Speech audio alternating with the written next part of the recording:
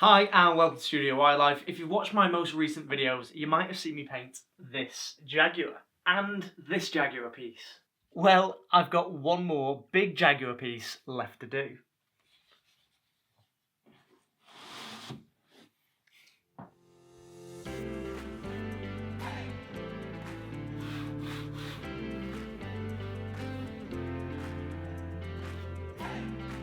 I started this piece a little bit differently than my usual paintings, choosing some pure black paint to begin with.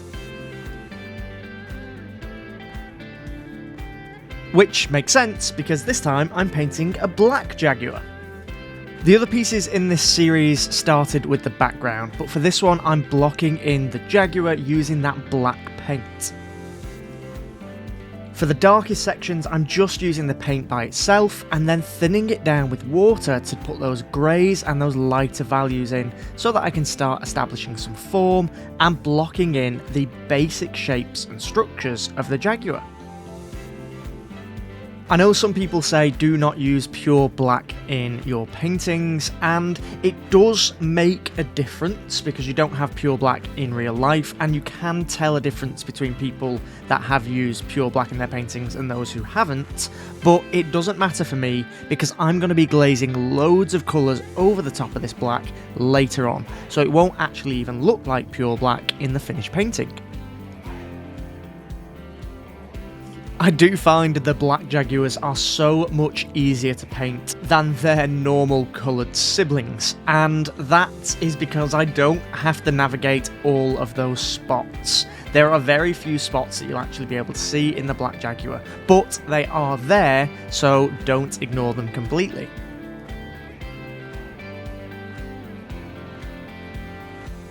I've got so many exciting things to share with you in this video, so please do stick around until the end. I hope you enjoy it.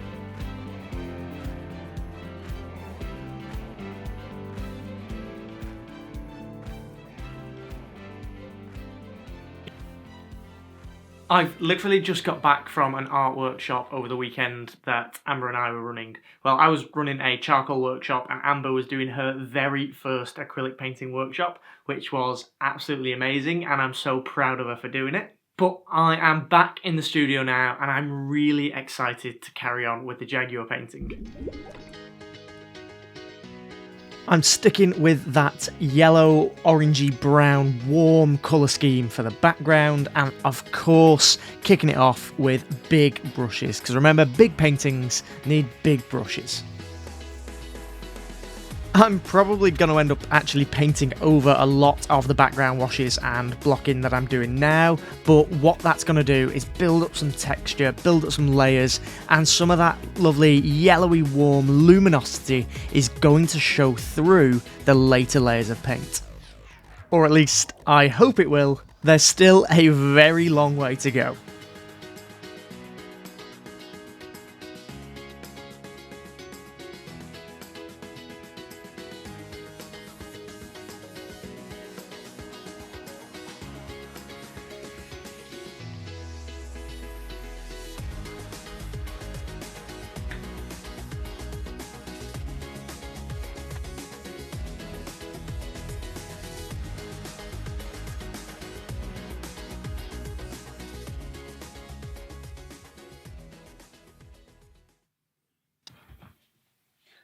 So this is the piece that I did as the demo for the workshop.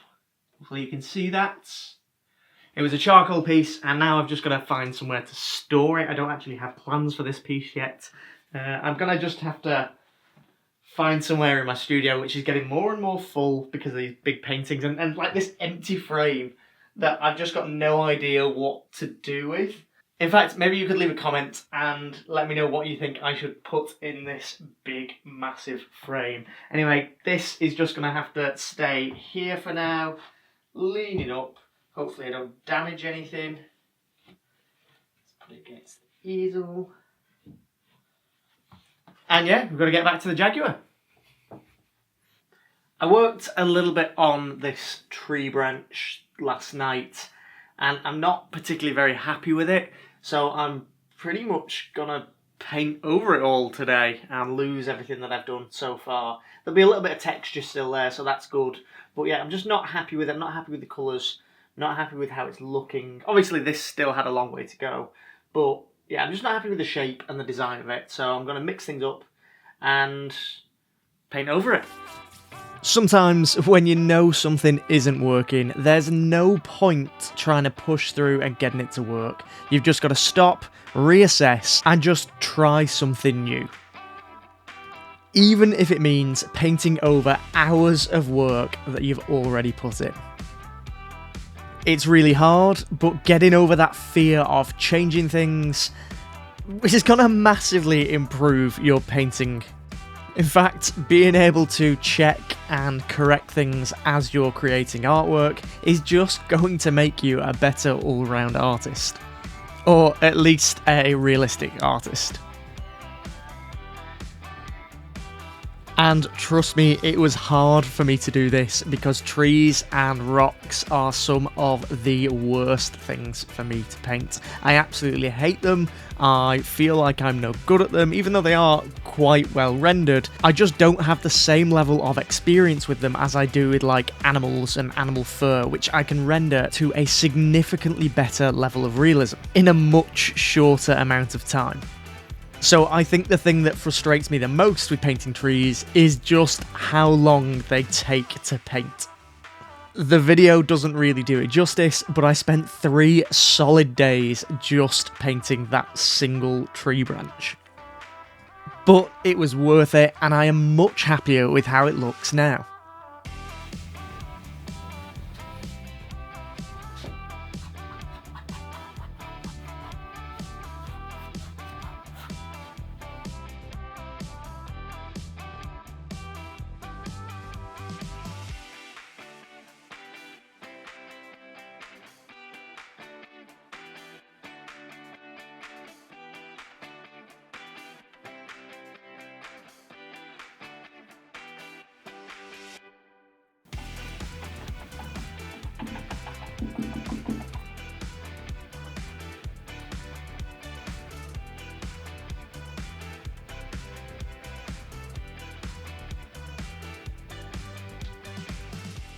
Something really cool has just arrived from YouTube, and you might have seen that in the last few months I hit 100,000 subscribers, so thank you so much to everyone that subscribed. And well, I just got this package and I'm gonna unbox it for you real quick. I wonder what's gonna be inside. Here it is. My 100,000 subscriber YouTube play button. How cool is that? I'm just going to need a place to hang it now. Probably not in this studio because Amber and I are moving into our first house. So I'm going to need to say goodbye to this studio and set up a new studio. And I'm going to have to make a space there for my YouTube award and eventually my 1 million subscriber YouTube award. So make sure that you subscribe to the channel so you can tell everyone you were here right at the very beginning. I should probably get back to painting. Oh, how good does this look?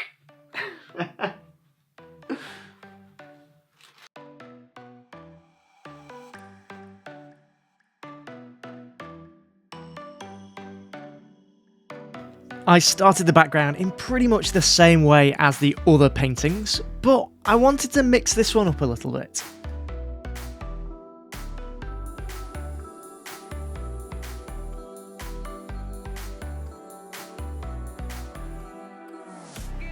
I decided to add some leaves to my tool set and use them to add a little bit of actual nature into the painting itself. I use them to print on some abstract marks and interesting shapes, but then I also use them as a stencil with my airbrush, creating even more interesting patterns and marks.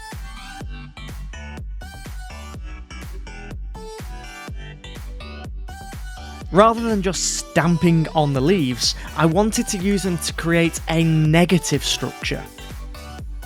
I'm adding the shadow, and the leaves protect the painting so that the layers of paint underneath form these really cool natural structures. It's only really subtle, but I know it's there, and I think it's a really cool addition to this painting.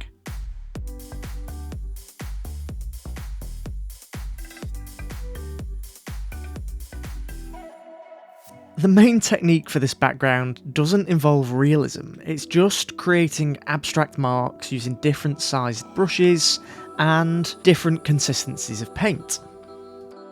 Up close, I want these abstract marks and splodges to be visible and pretty obvious. But when you step back, I want all of these abstract marks to work together to form this wild jungle that surrounds the Jaguar.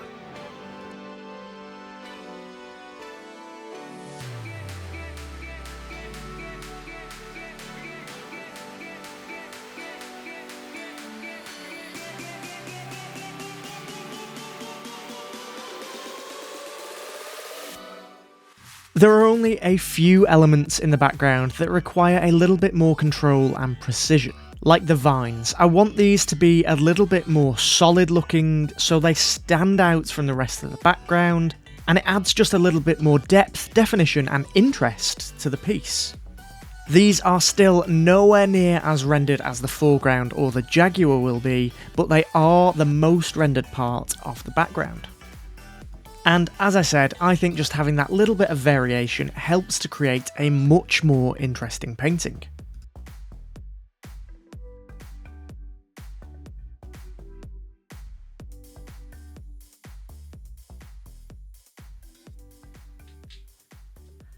I'm pretty happy with how this piece is looking so far. There's still some bits that I would touch up on all of the background and the foreground, but I think this is where I'm going to end this video. So make sure you subscribe so that you don't miss out me painting the rest of this Jaguar piece. As always, thank you so much for watching, and I'll see you next time.